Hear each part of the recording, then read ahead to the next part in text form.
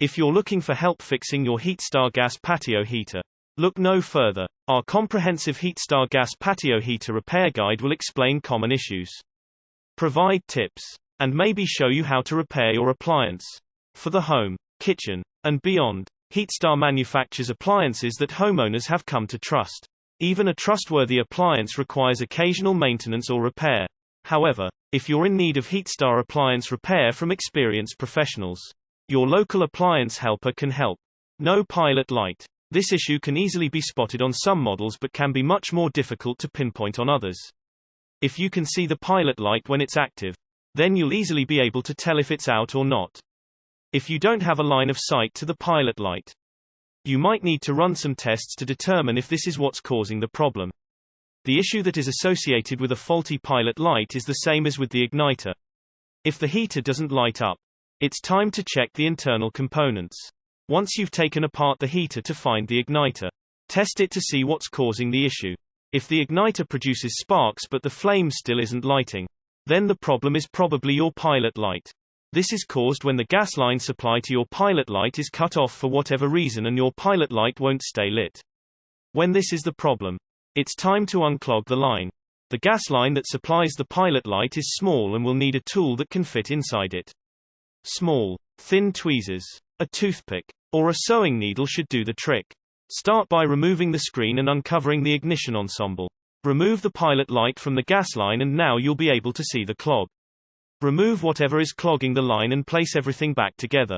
If you cannot reach the clog, use compressed air to force the clog out. Faulty electric heater. While electric heaters are certainly easier to use and maintain, they do come with one problem that can be quite difficult to fix: faulty wiring. Gas and propane patio heaters have the advantage of most components being easy to access and fix.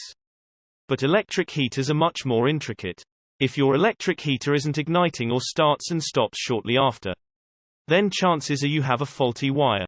Signs to keep an eye out for, which may indicate faulty wiring are frayed wires, corrosion, or broken lining. These are typically caused by exposure to weather, rodents, birds, or simply extensive use over time. Sometimes too much use can cause your wires to fray and break. One easy way to prevent the damage of internal wiring is to move your patio heater inside when you're not using it. This protects it from the elements and enables you to use it longer. Unfortunately, faulty wiring cannot be fixed at home and will need to be replaced. I do not recommend doing the replacement yourself, unless you are a trained electrician or electrical engineer, as this could be quite dangerous when done by an amateur. If the wiring is done incorrectly, your heater might not work properly, or it could become a ball of flames.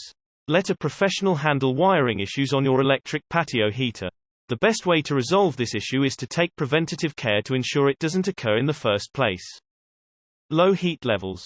This is specific to gas heaters. If your patio heater uses electricity and you're experiencing low heat levels, then that is a different issue that will be talked about under faulty electric heater. If your propane patio heater is experiencing a lower amount of heat, this could be due to a leak somewhere in the gas line process.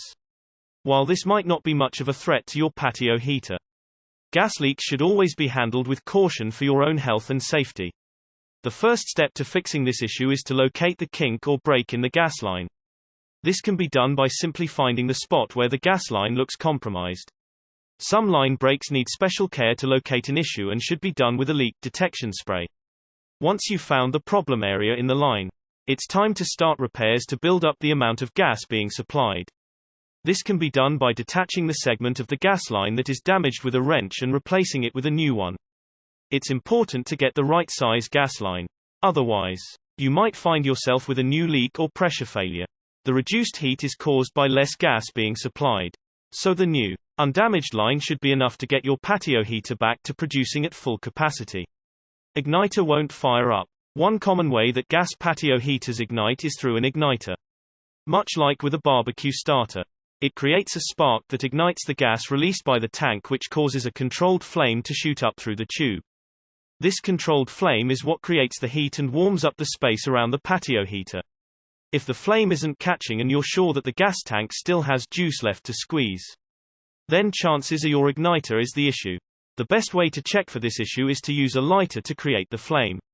If you're able to get the patio heater working with an outside source of flame, Then the igniter is out and needs to be replaced.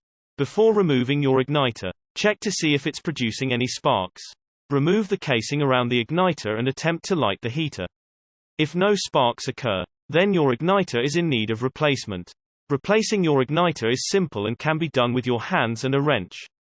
Simply remove the nut that is attached to the igniter with a wrench and then detach the wiring with your hands.